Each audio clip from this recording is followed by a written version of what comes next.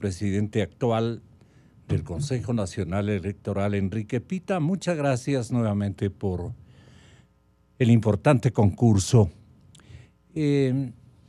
¿Cómo podrían ustedes evaluar o pasar revista a los incidentes del proceso electoral, señor Pita?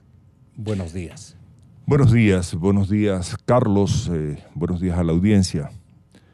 Y yo creo que, si bien es cierto, hay varias situaciones que nos llaman la atención y tenemos que, obviamente, encontrar una solución urgente respecto a ciertas anomalidades o irregularidades que se han presentado. En términos generales, si consideramos que tuvimos nada más que 3 meses para organizar un proceso, que heredamos reglas del juego que fueron determinadas por un transitorio que ajustó un presupuesto que con gran satisfacción lo rebajaron de, entendería, 140 y pico de millones de dólares a 99 millones de dólares, en muchos aspectos, sin considerar la práctica realmente de lo que se debe realizar para organizar un proceso electoral. Creo que hemos hecho la tarea. Hay un aspecto político que lamentablemente siempre se presenta, que es irregularidades, intenciones de ver cómo se saca provecho del proceso en ciertas jurisdicciones. Hay jurisdicciones que tradicionalmente son complicadas y obviamente capaz que el error fue no ponerle más atención, pero en términos generales yo creo que hemos hecho la tarea correctamente. Bueno, la satisfacción nace cuando las cosas han salido sin equívocos y con buena fe. Errores de grupo, compromisos, colisiones, sí han habido, pero ustedes han sabido disimular, aunque sea con lágrimas. Después de una tertulia suya, don Enrique, con la presidenta, la señora sale poco afectada. Permanentemente me he dado cuenta de eso. Es un vacile y a la vez una explicación a la ciudadanía si usted ha confrontado mucho con la señora o señorita Tamaín. Bueno, hemos confrontado entre los 5, no necesariamente siempre hemos coincidido todos, cada uno ha tenido su posición. Lo que hemos sabido es reconocer en un momento dado cuando esto es un cuerpo colegiado y hay una decisión de mayoría y me puede caballerosidad, y obviamente puedo estar en total desacuerdo, pero tengo que sumarme a una decisión. ¿En qué no han estado de acuerdo? No, son muchas cosas. Por ejemplo, en la distribución de responsabilidades al interior del Consejo Nacional Electoral, en la forma de organizar las diferentes administraciones internas provinciales. Pero permíteme hacer un comentario. Hay que mirar la estructura actual administrativa del Consejo Nacional Electoral para poder juzgar nuestra gestión. Es eminentemente presidencialista. Esa es una gestión que dejó el expresidente Pozo metida en la función electoral. Al igual que el gobierno anterior, con un presidente que era el que realmente repartía el naipe, distribuía tareas, asignaba, disponía, que se hacía o se dejaba de hacer, la función electoral hoy es presidencialista. La señora presidenta, hoy, mañana cualquier presidente que sea, tiene toda la capacidad legal para ser ella es la representante legal para disponer quién hace qué se compra, qué se asigna, qué se distribuye. Por lo tanto, nosotros lo que somos es una especie de subsecretario que asumimos la responsabilidad de acuerdo a esa distribución de tareas. Pero aún así, en el Pleno tomamos decisiones en conjunto sobre la base de el derecho que nos asiste a interpretar las situaciones de acuerdo a la ley y pronunciarnos. Y la mayoría decide. Respetable paisano, expresidente del organismo, Carlos Aguinaga, ¿dónde aprendió a dejar herencias que le ha imitado a cabalidad la señorita Tamaín, tal vez? Bueno, en primer lugar, muy buenos días, Gonzalo, a los radioescuchas de Radio Democracia. Para mí es un placer compartir este panel con un caballero, con y un hombre inteligente además. A quien le conozco ya de algunas décadas en este mundo mismo electoral, nos conocimos. El jefe. y realmente usted fue jefe de Enrique. Dirigió el Tribunal Provincial Electoral del Guayas. Pero a veces le insolentaba en Guayaquil. No. Ahí. Realmente aquí yo voy a decir algo que es una gran verdad. Y acaba de decir Enrique, ¿no? Es decir, en primer lugar, coger un proceso organizado por 2 consejos nacionales electorales, el Consejo de Nubia y después el transitorio de Gustavo Vega, y llegar a una elección con unas reglas del juego media armadas, unas armadas, otras desarmadas, realmente es complejo, porque siempre la autoridad electoral debe tener por lo menos un año antes para poder armar adecuadamente el proceso electoral. Yeah. Ahora, las herramientas que tenemos para armar este proceso electoral son unas herramientas deficitarias, son pésimas. Comencemos por la primera, el Código de la Democracia. ¿En qué abona, en qué ayuda, en qué no ayuda? Desde agosto del 2009, en que se dictó el Código de la Democracia, no se han comedido en dictar el reglamento general al Código, a estas leyes. Son 5 leyes las que tiene el Código de la Democracia, ¿no es cierto? La aplican a saltos y a brincos. Entonces, cada proceso lo van aplicando de acuerdo a su reglamentación, ¿no es cierto? Improvisada, y hay cosas que no están realmente reglamentadas. ¿Y por qué ese descuido o qué llama usted? A ver, yo creo que esto es parte del interés del juego político en la administración de la cosa electoral. Eso es todo el tema. Y obviamente estos 2 principios que son esenciales para administrar un proceso electoral, que es el principio de transparencia y el principio de certeza, no pueden ser aplicados adecuadamente por la falta, 1, de una reglamentación adecuada y 2, por los vacíos que tiene el Código de la Democracia. De ahí que es necesario, primero, el corregir. Y ahí viene la tercera parte de lo que quiero manifestarle a la opinión pública, a la ciudadanía, hemos vivido tantos procesos electorales en estos 40 años, ¿no es cierto? En estos últimos 10 hemos vivido de proceso en proceso electoral y no aprendemos de los errores, de las fallas, de las debilidades que tiene todo sistema electoral y al siguiente no le corregimos. Nos volvemos inmediatistas, cortoplacistas, y inmediatamente estamos ya en la del 21 y no miramos el futuro, no miramos realmente la gobernabilidad democrática y realmente y no hacemos nada, o sea, no cambiamos, hacemos parches en el camino para ver cómo sale el siguiente proceso electoral. De ahí yo creo indispensable que debemos trabajar, y yo personalmente lo voy a trabajar y voy a colaborar en lo que me digan el Consejo Nacional Electoral, los consejeros, la ciudadanía, la opinión pública, los grupos de la academia, quien sea, pero hay que crear una ley de procedimientos electorales. Es decir, debemos separar lo sustantivo de lo adjetivo. Los principios. Para evitar todo este tipo de cosas y darle transparencia. Este tema de la contabilización, cómo realmente debe contarse los votos, cómo debe verificarse y debe cuadrar una operación matemática simple, ¿no es cierto? Eso es fundamental.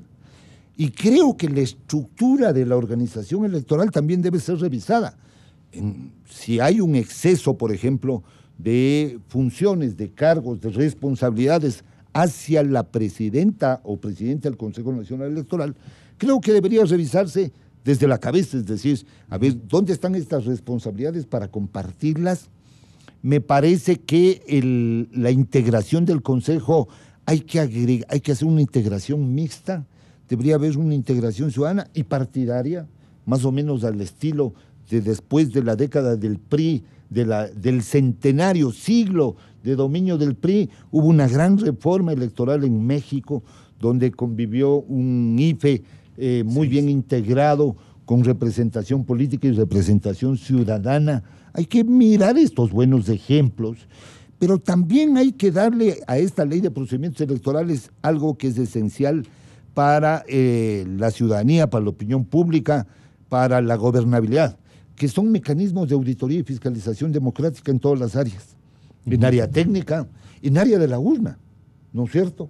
Y me parece que como ya prácticamente se ha dejado a un lado las juntas intermedias, ya no están operando desde un par de elecciones, lo que deberíamos hacer, pensar seriamente, es crear las juntas de recinto electoral.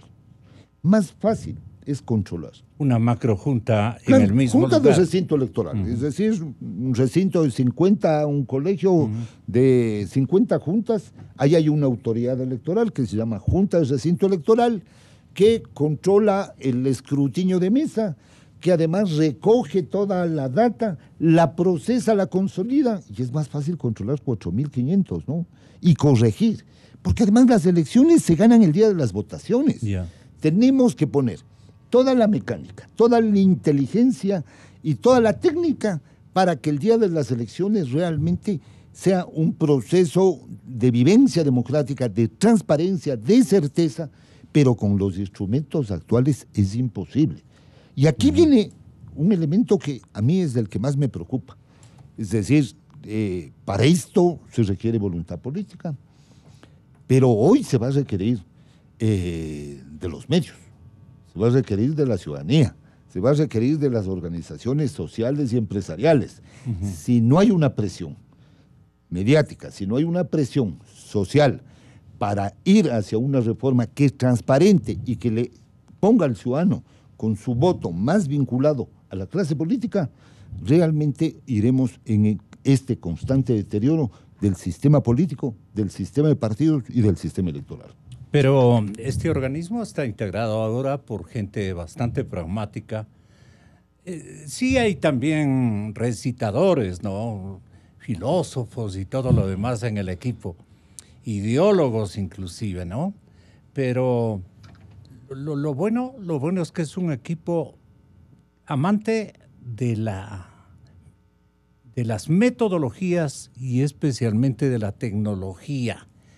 La tecnología, don Enrique, ¿por qué no ha podido ser un soporte desde hace algún tiempo que ya se inauguró en otros países? Me acuerdo de México, el Consejo Electoral mexicano está súper tecnologizado, si cabe el término, no que me disculpen los gramáticos, pero allá las cosas eran unos infiernillos los que se armaban después de los comicios y demoraban. Nosotros tenemos una vinculación semiperiodística con la nación mexicana, además es una democracia que enseña. Este momento no está precisamente una gran academia en vigencia, más bien está una república media simulatoria de escenarios. Ahora lo que yo quiero es que tenga la bondad de hacernos ver cuáles podrían ser los mecanismos tecnológicos que puedan evitar la polémica circunstancial de los ejecutivos de este organismo. No sé qué piensa usted, don Enrique. Bien, en primer lugar, yo coincido con lo que dice Carlos respecto a que es inconcebible el hecho de que, a pesar de que desde el 2019 existe el Código de la Democracia, no esté reglamentado.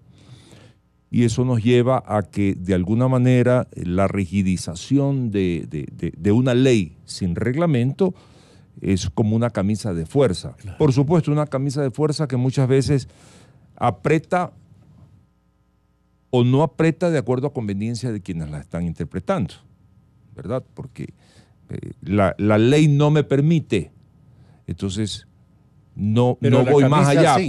pero cuando me conviene hablo de la democracia y la transparencia y tal. Eso como referencia de esa debilidad inmensa de cómo trabajamos nosotros en la función electoral.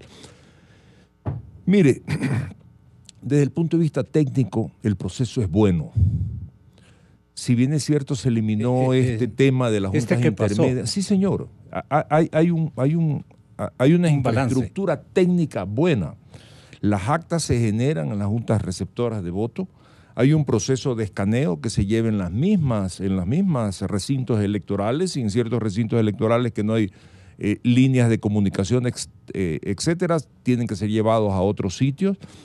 se escanean esas actas, eso sube a la nube, esas actas viajan con seguridad, protección a los centros de procesamiento de resultados, vuelven a ser escaneadas, si los datos, vuelven a ser digitadas, de tal manera que el digitador no está viendo candidaturas, no está viendo nada, está viendo números, y si los números que digita son los mismos que coinciden con los que están en la nube, esos son los números que se acumulan.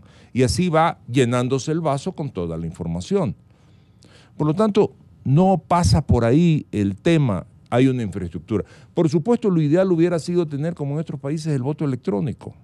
Pero cada vez que hablamos del voto electrónico se nos ocurre 6 meses antes de un proceso electoral, en crisis económica, no hay dinero, déjalo para un próximo periodo. Y así venimos pateando el tema durante muchos años. Pero esto a veces puede suscitar un terremoto y no vamos a poder estar en condiciones de poder apaciguarlo, ¿no? Vamos creciendo. ¿Ya?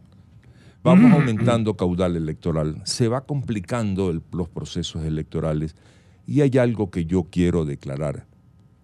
Mientras las autoridades electorales no reconozcamos que somos esos, jueces electorales, que lo que estamos es para velar por la transparencia del proceso, que nuestras simpatías y antipatías no juegan, que no somos grandes electores. Mientras no tengamos ese reconocimiento, ese desprendimiento, siempre habrán decisiones que en un momento dado buscan o favorecer o desfavorecer, tapar o destapar, orientar o desorientar respecto a los resultados que se dan. Y nos convertimos, perdóneme la expresión, sí, claro, de alguna manera en cómplices. Y eso es lo que pone en tela de duda y la ciudadanía cuestiona nuestra transparencia y nuestro quehacer. Es lo que tenemos que evitar. El final de una operación electoral nacional es la entrega de resultados, la entrega del informe y las sugerencias que deja estableciendo para el próximo tribunal o consejo electoral los que se van. Ahí no vendría adecuado una etapa, una era de legislación reformista apegada naturalmente a las necesidades comprobadas por este organismo que se va, antes que esperar al otro que venga con sus propios estilos y prerrogativas. Luis Verdesoto, por ejemplo, estableció, doctor Aguinaga, estas prioridades, por ejemplo. Lo escuchamos, doctor Verdesoto. Sí, por el momento la propuesta que he hecho es consejos cantonales, diputaciones nacionales y diputaciones provinciales, todos con el sistema Webster, y solamente las parroquias con el cociente Jare, pero me queda la duda, aquí que estamos conversando entre nosotros, me queda la duda de si menos de 6 podría incluirse cociente Jare. Pero eso complica un poquito a veces la visión, digamos. Para que no se complique, por el momento dejémoslo. El segundo elemento que hay en esto es que hay que volver a unificar el voto. Las fracciones de voto deben desaparecer, que eso es una barbaridad que tuvo este país, o tiene, y hay que volver a tener un voto por lista. Y el voto por listas, he planteado que sea un voto por listas con una preferencia. ¿Qué es lo que haces? Tú tienes, digamos, yo voto por el partido, por la lista X, y dentro de la lista X, yo que soy discapacitado, me gusta porque se aproxima más, y voto por él.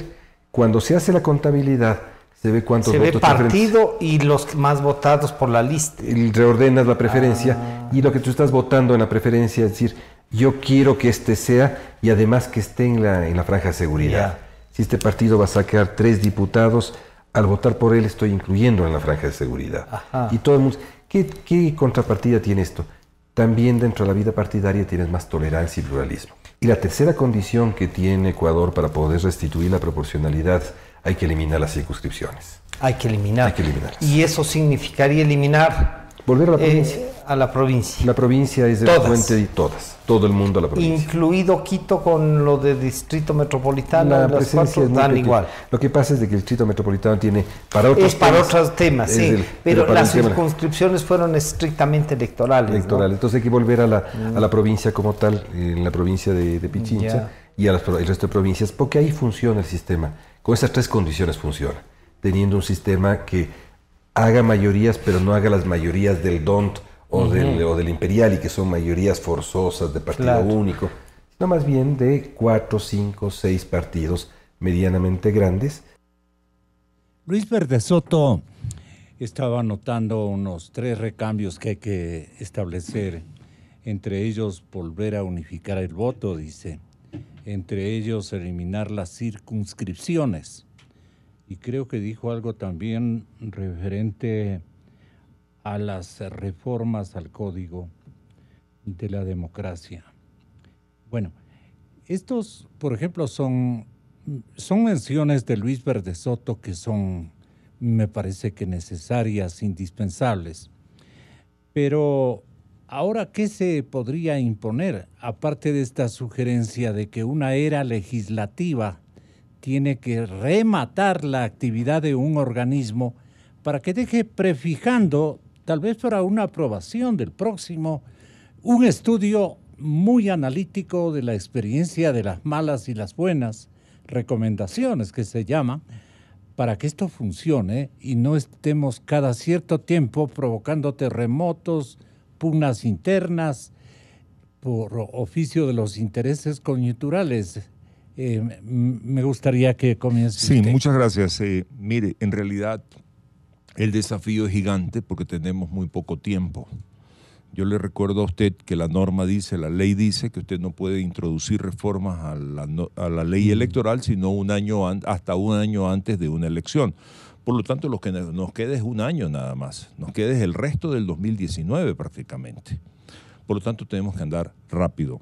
Segundo, ya hay un proyecto de reformas a la ley electoral que está en la Asamblea aprobada en primera. Falta ser aprobada en segunda. Cualquier reforma que en este momento se plantee tiene que ser metida dentro de ese viaje que ya comenzó.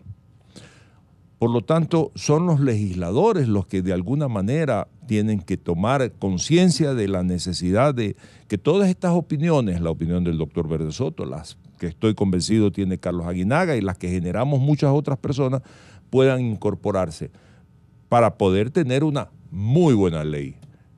Yo la única preocupación que tengo, porque también coincido con muchas de las cosas, pero en aras al tiempo no quiero puntualizar muchas de las que también se me ocurren a mí. Diga una.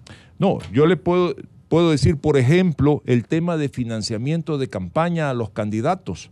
No puede ser posible que yo le pague, usted, yo y los que nos están escuchando, a un candidato que solamente se presenta para ser candidato a alcalde o cualquier dignidad por la novelería de su cuarto de hora de fama y yo tengo que pagarle parte de su publicidad. No tiene sentido. No tiene sentido. Por lo tanto, tiene que haber ciertas condificación, ¿verdad? Que si no tiene una votación mínima, me devuelvo pues el dinero. Claro, la simplificación para ser candidato es ridícula. Si usted va a emplear a alguien en su organización privada, tiene que exigir experiencia, títulos, estudios, conocimientos.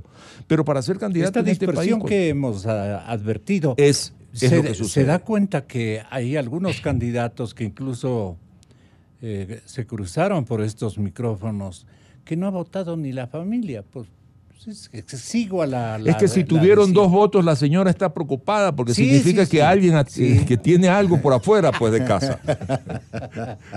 Pero es que son los dispersos más pequeñitos que en mi vida, en mi historia de seguimiento periodístico, yo tengo que admitir que han sido en este año los que rompen los récords de adhesión pública ínfima, a través naturalmente del ejercicio del voto y en otros casos una especie como de protesta de la gente de no apoyar a nadie. Solo quiero concluir con que estoy totalmente de acuerdo con voto por listas. Me gusta eso de voto preferente. Lo de voto entre listas es perverso. Anula la intención de fortalecer la democracia a través de organizaciones políticas, no fortalece las organizaciones políticas. La interpretación de los votos nulos es importante, no se puede establecer como que la papeleta es un voto nulo cuando son pluripersonales, por supuesto. Por lo tanto, hay una serie de situaciones que estoy seguro que lo veo muy inquieto aquí a mi compañero Carlos, porque él tiene más experiencia y lo va a poder manejar mejor por su formación profesional.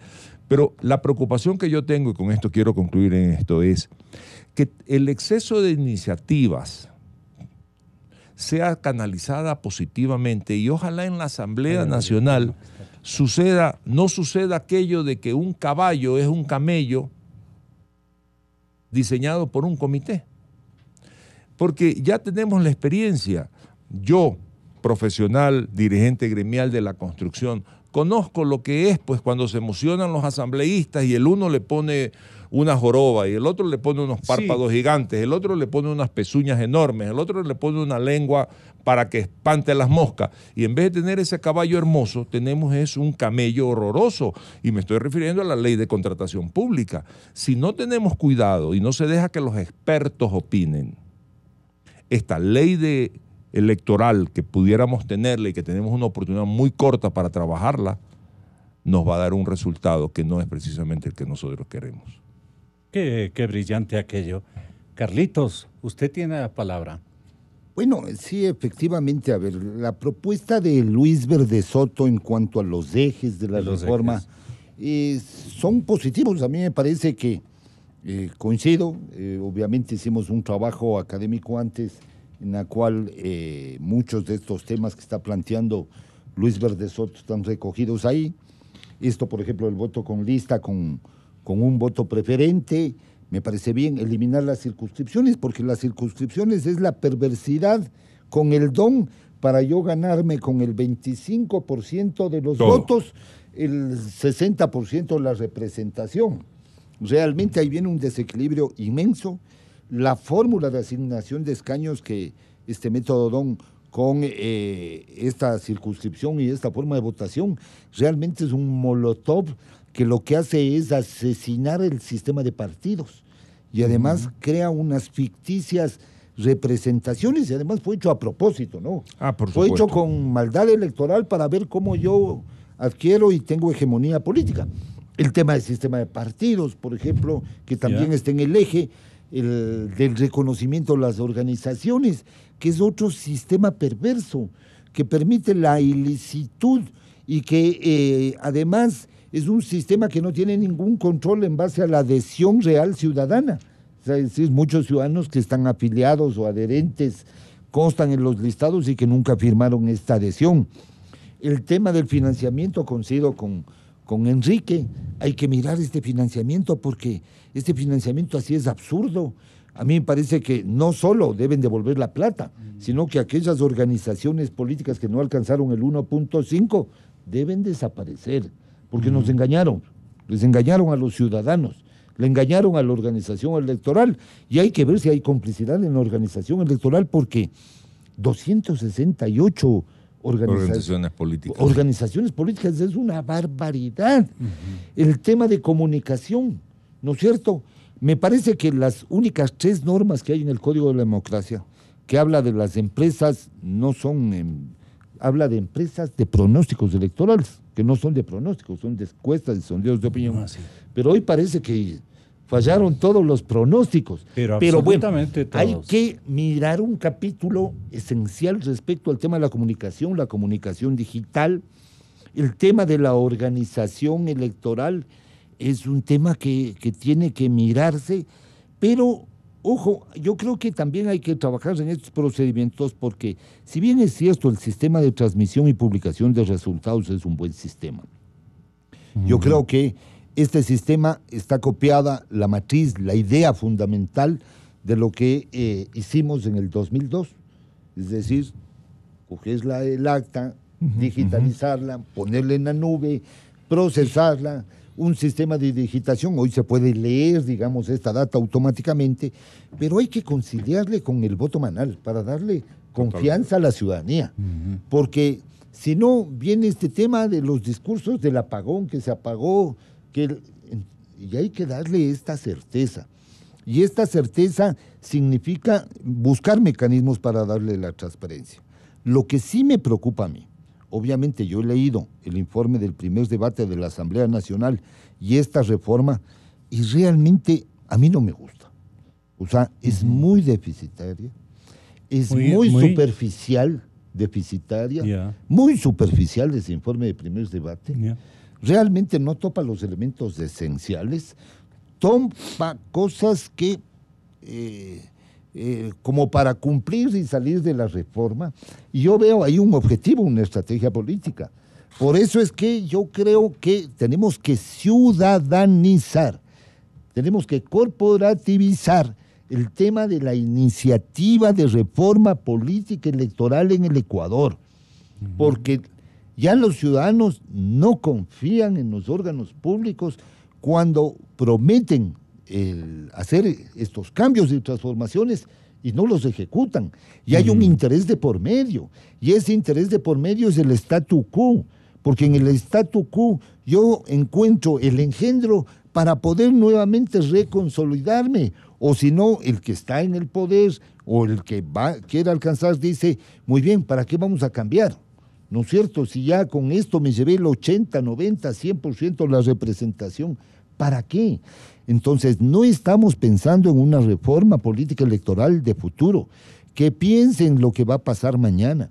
Oye, los ciudadanos han dado su muestra de votación en algunas ciudades de lo que va a pasar en el 2021, ¿no? Va a pasar con absoluta certeza. Lo que pasó en Ambato, lo que pasó en Cuenca, ya es un voto en el cual los ciudadanos se están desvinculando de la clase política justamente porque no hay esta real conexión. Hoy hubo una fragmentación provocada por varios factores, entre esas fragmentación también, a propósito, mientras yo fragmente más, voy a tener mejores resultados. Vean, los resultados aquí en Pichín Chiquito son la lectura correcta de lo que buscaban que pase.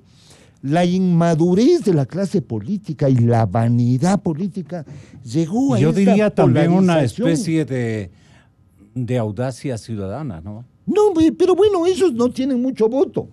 O sea, esa audacia no pasa el 1.5% de los votos que engañaron a la autoridad electoral.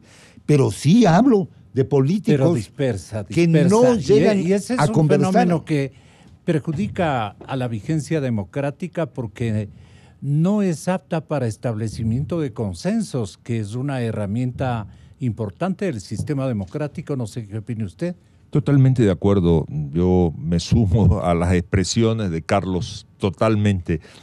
Yo creo que el peligro que existe hoy es que los políticos no han aprendido la lección. No aprenden la lección, no entienden la necesidad. ¿En qué renglones no han aprendido la lección? En el país entero, No, ¿en qué renglones de contenido? Ok, en regiones le entendí, perdón. No renglones. aprenden la lección de una democracia abierta, sí. De no concentrar porque tienen la oportunidad las decisiones políticas y que la norma se adapte a sus intereses y conveniencias, como bien decía Carlos al comienzo.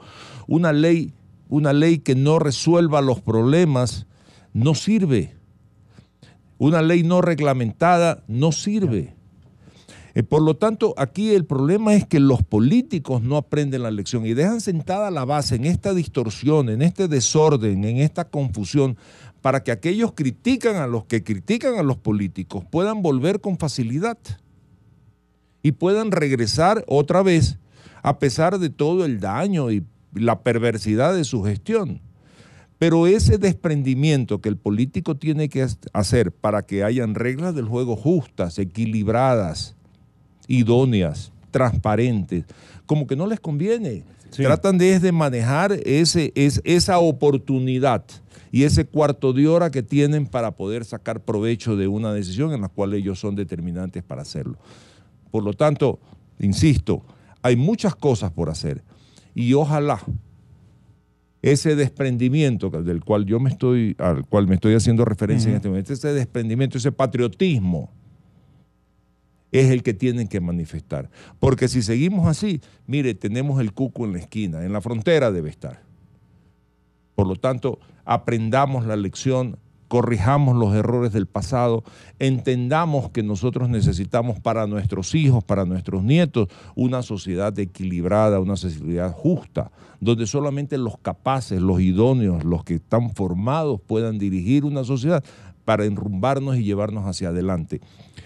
Un avión tiene que estar piloteado por una persona que tiene que conocer perfectamente el plan de vuelo, tiene que conocer cuáles son las fortalezas del avión, tiene que saber en qué momento mete más fuerza, disminuye presión. Eso es lo que nosotros necesitamos, de una ley electoral que permita que esa gente sea la que es elegida para dirigir los destinos de este país. No el hombre extremadamente celoso, el representante partidista que habla de fraude apenas pasa por el lindero de la puerta de acceso al Consejo Electoral. Permítame hacer un comentario respecto a eso. Lamentablemente nosotros, como función electoral, somos como los árbitros de los partidos de fútbol. El equipo que gana dice que a pesar del árbitro, y el que pierde siempre le echa la culpa al árbitro. Y eso va a seguir sucediendo. Las voces de fraude se dan por la condición de la autoridad electoral. Las del pasado estaban vendidas al correísmo, dice Fausto Camacho, por ejemplo. Y entonces la actual en parte, dice, es una caja de resonancia de intereses políticos presidencialistas. Eso es lo que dice acá. Y dice Medardo Leas, en cambio, que el sistema es seguro, pero las distorsiones antes, durante y después del proceso dejan esa incertidumbre, porque no hemos logrado inaugurar un sistema sólido con buenos partidos políticos. También los partidos tienen en este momento la palabra. Si logran construir comunidades partidistas que tengan un liderazgo y una fijación ideológica y las ideas establecidas, y conocidas por la opinión pública, la cosa se les hará a los jueces mucho más fácil, ¿no cree usted, doctor? A ver, yo lo que creo es que el diseño conceptual e institucional de la Constitución de Montecristi, del sistema de partidos, es un pésimo diseño.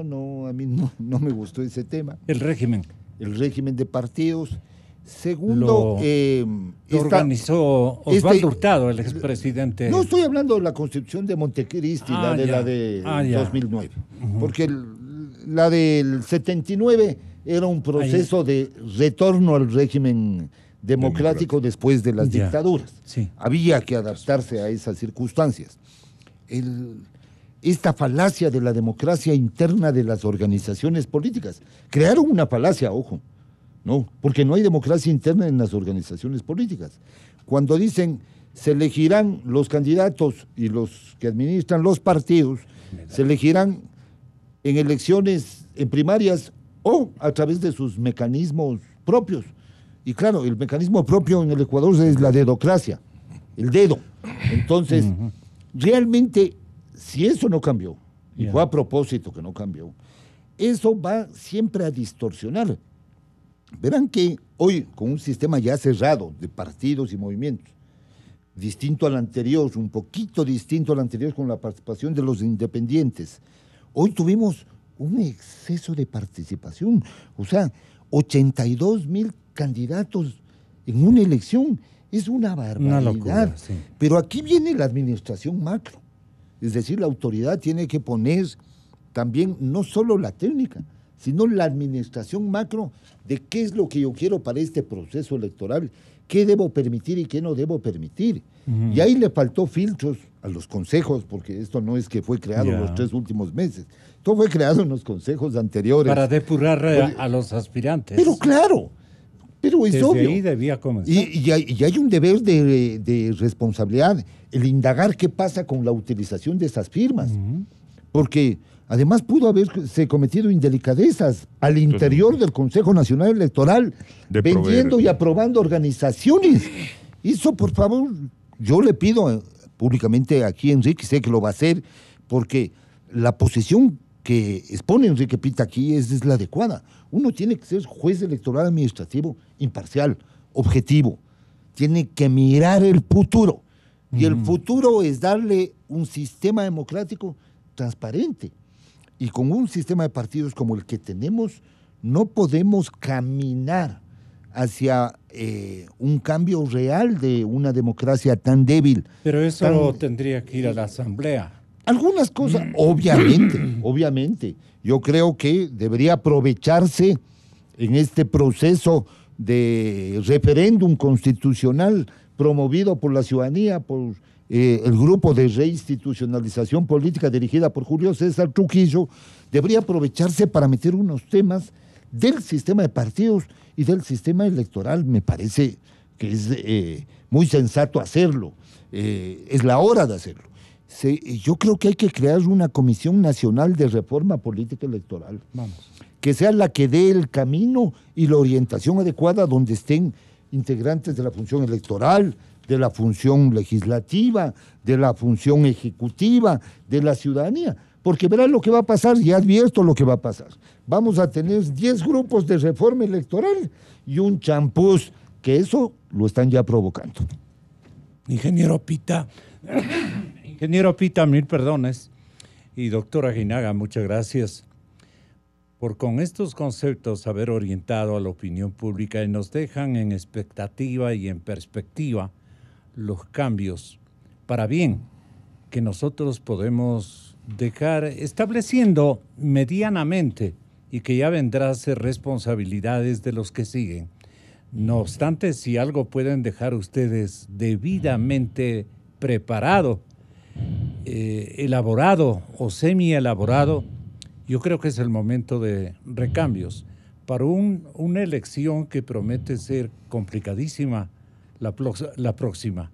Así es que muchas gracias, no obstante, por esta contribución conceptual que nos han ofrecido a nosotros, los soldados de la democracia. De alguna manera todos somos soldados de la democracia. Bueno, vamos a contar con la presencia de Alberto Acosta Burneo, Alberto Dajig y Alfredo Vergara. Queremos comprobar si el éxodo venezolano puede convertirse en una mejora económica para Colombia, para Ecuador y para el Perú. Inicio de espacio promocional y publicitario. ¡Atención, constructores!